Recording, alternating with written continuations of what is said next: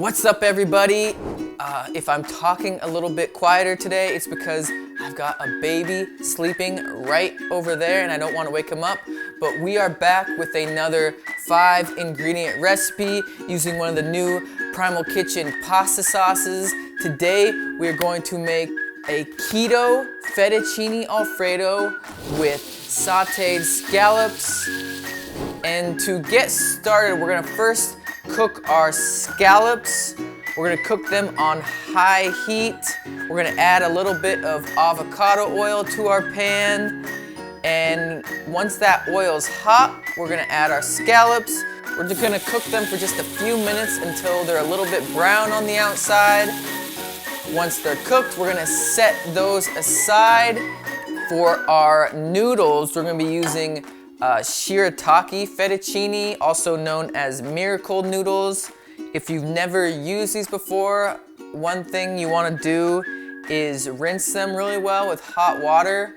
You might want to rinse them a couple times just because they can sometimes have a funky taste right out of the bag. And then pat them dry with paper towel. And then we're just gonna add those to our pan. We're going to cook those for just a couple of minutes. It's called a dry fry, just to cook out any excess water in the noodles. And then after a few minutes, we're gonna add our garlic Alfredo sauce. I use about half the jar for this recipe.